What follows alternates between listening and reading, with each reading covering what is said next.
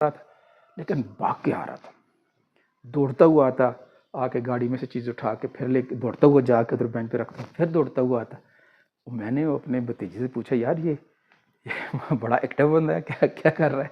کہتا ہے جی یہ اس کی کار کے اوپر جو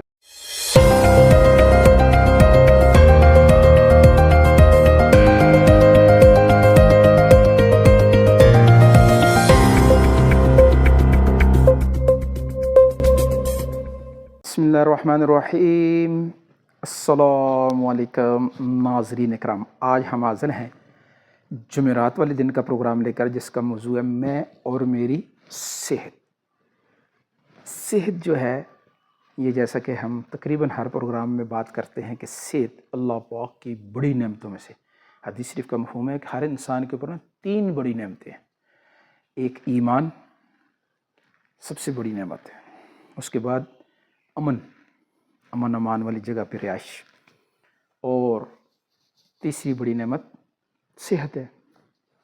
اب ان تینوں نعمتوں کا اللہ پاک کے شکر بھی ضروری ہے کہ یا اللہ تو نے ہمیں ایمان کی دولت دی، امان کی دولت دی اور صحت عطا فرمائی، اور ان تینوں چیزوں کی حفاظت بھی ضروری ہے۔ ایمان کی حفاظت بھی ایمان والی محنت سے ہوگی، اور امن کی حفاظت بھی ایمان والی محنت سے ہوگی، اور صحت کی حفاظت بھی صحت والی محنت سے ہوگی۔ اب اس محنت کے بارے میں ہم 2 چیزیں بس ہر انسان اس کے پر فوکس کر لے۔ ایک تو کھانوں میں ہمارے لیے جو بہترین کھانے ہیں نا، یعنی ہمیں یہ بات سمجھ آ جائے کہ جیسے اللہ پاک نے انسان کو خود پیدا کیا ہے، ایسے ہی اللہ پاک نے اس کی تمام ہدایات، اس کو تمام انسٹرکشن، یہ جو ہماری کتاب ہے نا، ذالک الکتاب لا ریب فیہ ھدی للمتقین، اور یہ ہدایت جو ہے واسطے متقی لوگوں کی، یعنی متقی لیکن ہے سارے انسانوں کے لیے ہدایت۔ ان ہدایات کے مطابق انبیاء علیہ السلام کی طرف سے جو کھانے تجویز کیے گئے ہیں، بہترین کھانے ہوں۔ اب مثال کے طور پہ ایک دفعہ نبی پاک صلی اللہ علیہ وسلم نے جبرائیل السلام سے فرمایا کہ جبرائیل کچھ جسم میں کمزوری محسوس کر رہا ہوں۔ جبرائیل السلام نے عرض کیا یا رسول اللہ تلبینہ کھایا کر۔ پوچھا تلبینہ کیا چیز ہے؟ جو کے دلیے میں، جو کو دودھ میں پکانا، اس میں کھجور ڈال لینا یا شہد مکس کر لینا، اور یہ جو ہے جسم کی کمزوری کے لیے اب کس نے بتا دیا؟ آسمان سے، یعنی آسمانی خبر آ گئی۔ لہٰذا ہم صبح ناشتے میں، اور یہ پوری دنیا میں ہم جاتے ہیں، دنیا کے ہوٹلوں میں ٹھہرتے ہیں تو صبح کے ناشتے میں ہر بڑے ہوٹل میں ہر جگہ باقی دیگر کھانوں کے ساتھ جو ہے یہ جو کا دلیہ لازم ہوتا ہے۔ جو کا دلیہ ساری دنیا کھا رہی، ہمیں اپنی زندگیوں میں اپنے کھانوں میں جو کے دلیے کو شامل کرنا چاہیے۔ اور چونکہ عرب جو ہیں، عربوں کے اندر نبی پاک صلی اللہ علیہ وسلم والے لائق طریقے زندگی اب بھی جیسا بھی ہو، لیکن اب بھی ان کے گھروں کے اندر اکثریت مسنون اعمال ہے، سنت اعمال ہے۔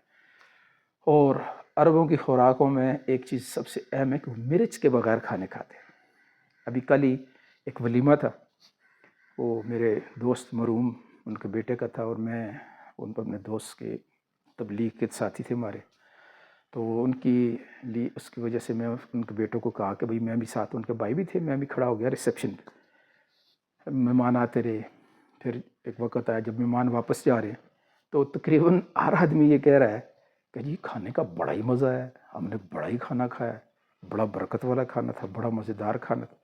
وہ کیوں تھا کہ اس کو ہم نے کہا ہوا تھا کھانے والے کو کہ بھائی مرچ نہیں ڈالنا، مسالے بھی کم، صرف زیادہ وہ معمولی جو ہے وہ اس طرح نمک کے ساتھ کھانے پکے ہوئے تھے، باقی تھے مسالے لیکن لائٹ، مرچ بالکل نہیں تھے۔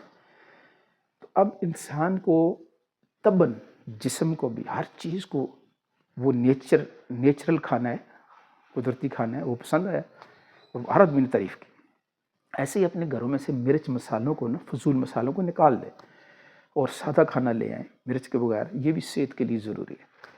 آپ کو ایک واقعہ بھی سنا دوں کہ میں سن 2002 میں امریکہ گیا ہوا تھا اپنے بڑے بھائی جان کے پاس، تو ایک راستے میں ہم جا رہے تھے سیر کے لیے، سموکی ماؤنٹین وہاں پہ مشہور ہے کوئی جگہ، تو بھتیجا ہے بھائی جانا کہتے ہیں وہ یار آپ کو سیر کرواتے ہیں، میں نے کہا چلیں، کھانا شانا گھر سے بنا کر لے کر گئے تھے۔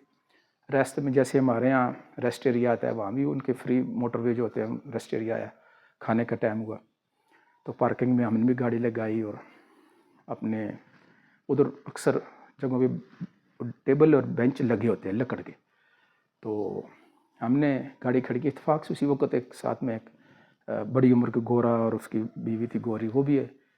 اب ہم گاڑی میں سے کھانا لے کر اپنے بینچ پہ جا کر رکھ رہے ہیں، ہمارے بھی فیملی وغیرہ سارے ادھر بیٹھ کے ہیں، کچھ ہم لے جا رہے ہیں کھانا۔ وہ جو انگریز تھا وہ اس کی وائف جا کے ادھر بیٹھی کھانا ساتھ رکھی، تو وہ کچھ اور چیزیں لینے کے لیے کار کی طرف آ رہا تھا، لیکن بھاگ کے آ رہا تھا، دوڑتا ہوا آتا، آ کے گاڑی میں سے چیز اٹھا کے پھر لے کے دوڑتا ہوا جا کے ادھر بینچ پہ رکھتا، پھر دوڑتا ہوا آتا۔ میں نے اپنے بھتیجے سے پوچھا یار یہ بڑا ایکٹیو بندہ ہے، کیا کیا کر رہا ہے؟ کہتا ہے جی یہ اس کی کار کے اوپر جو ہے نا، وہاں جو ریٹائرڈ فوجی ہوتے ہیں ان کو علیحدہ ایک پلیٹ مل جاتی ہے، تو اس نے وہ پڑھ کے مجھے بتایا کہ یہ یہاں کی یہ پلیٹ لگی اس کو نا، یہ ریٹائرڈ کرنل ہے۔ اور میں نے کہا دیکھو یار کتنا زبردست کام ہے کہ اپنے آپ کو ایکٹیو رکھنے کے لیے یہ اب گاڑی سے سامان لے کے پارک تک اپنی گوری بیوی تک لے کے جا رہا ہے، تو دوڑ کے جا رہا ہے اور دوڑ کے آ رہا ہے تاکہ جسم ایکٹیو رہے۔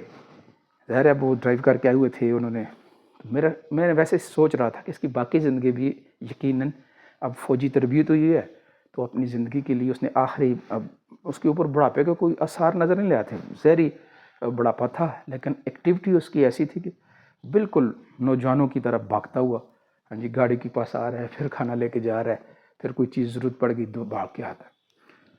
تو میں نے کہا بھائی یہ چیزیں اگر ہم بھی ان کو سوچ لیں کہ بہت سارے کام ایسے ہیں۔ میں اکثر صبح نماز کے لیے جب جاتا ہوں تو بچوں سے کہتا ہوں کہ بھائی چلو ذرا تیز چلو یار، ذرا تیز چلو تاکہ سانس بھی پھول جائے اور واک بھی ہو جائے۔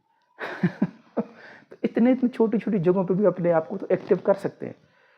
تو اس کے لیے سب سے درخواست ہے کہ اپنی صحت کی حفاظت کے لیے صحت مندانہ کھانے بھی کھانے ہیں، اور کچھ ایکٹیویٹیز ورزش میں چلتے پھرتے بھی ہم کر سکتے ہیں۔ ٹھیک ہے جی، سب کوشش کریں گے پروگرام کو آگے دوسروں تک پہنچانا بھی ہے۔